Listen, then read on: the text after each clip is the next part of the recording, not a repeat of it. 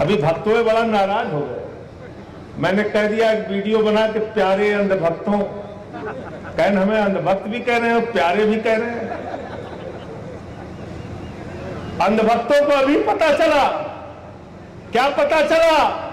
जब गैस की लाइन में खड़े हो गए, पेट्रोल पंप की लाइन में खड़े हो गए, कहन काहे लाइन में खड़े हो प्यारे अंधभक्तों? कहन अरे ईरान वाला तेल नहीं जाने दे रहा है। तब उनको पता चला कि मुसलमान के यहां से तेल आता है। गाड़ी जो चलती है वो तेल कहां से आता है? सऊदी, कतर है, कहां से आता है? तो अंधभक्तों से मैं कहना चाहता हूं, अपने घर में तय करो, जो गैस मुसलमानों के देश से आएगी उसका खाना नहीं बनाएंगे। जो तेल मुसलमानों के यहां से आएगी उस तेल से मोटरसाइकिल नहीं चलाएंगे। जिस डीजल से जो मुसलमान के यहां से आएगा उस डीजल से अपनी गाड़ी नहीं चलाएंगे। तय करो, ऐलान करो, चले जाओ मोदी जी के साथ, जाओ। संजय भैया जिंदाबाद, संजय भैया जिंदाबाद। ईरान पे हमला कर दिया उसने, अमेरिका ने और इजराइल ने, और हमला भी बड़ा दिमाग से किया। 2 दिन पहले मोदी जी को बुलाया इजराइल, कहन मोदी जी इजराइल आना, कहन का है? कहने के मेडल तुमको दे रहे हैं, मेडल दे रहे हैं। कहन कौन? कहन बहुत बड़ा वाला पुरस्कार है। कहन अच्छा, पुरस्कार सुन के लपलपा जाते हैं मोदी जी। तुरंत पहली फ्लाइट कराए और पहुंच गए इजराइल। उनकी जीभ लपलपाने लगी, कहां है पुरस्कार, कहां है, कहां है मेडल? इजरायली वे इतना ज्यादा होशियार, उसी दिन पुरस्कार बनाए और संझा के उनको मेडल पहना दिया। उसके पहले पुरस्कार था ही नहीं विशेष रवि भाई, वो पुरस्कार था ही नहीं। उसी दिन उस पुरस्कार का नामकरण किया और पहला पुरस्कार दिया नरेंद्र मोदी जी को। मां बढ़िया मेडल पहन के सीना तान के बहादुर चले आए वापस।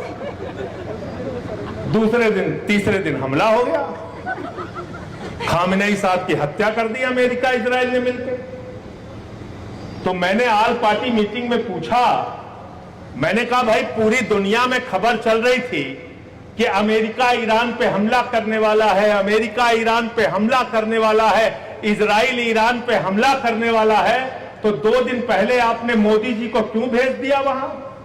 हमारी मोदी जी से नाराजगी हो सकती है, लेकिन हमारे प्रधानमंत्री के शरीर पर एक खरोच आ जाता तो उसके खिलाफ हम सब लोग खड़े होकर बोलते। वो भारत के प्रधानमंत्री, आपने उनका जीवन संकट में डाल दिया। एक फर्जी मेडल पहनाने के चक्कर में उनका जीवन संकट में डाल दिया। मान लो मोदी वहां पर थे, हमला हो जाता तो कौन जवाब देता?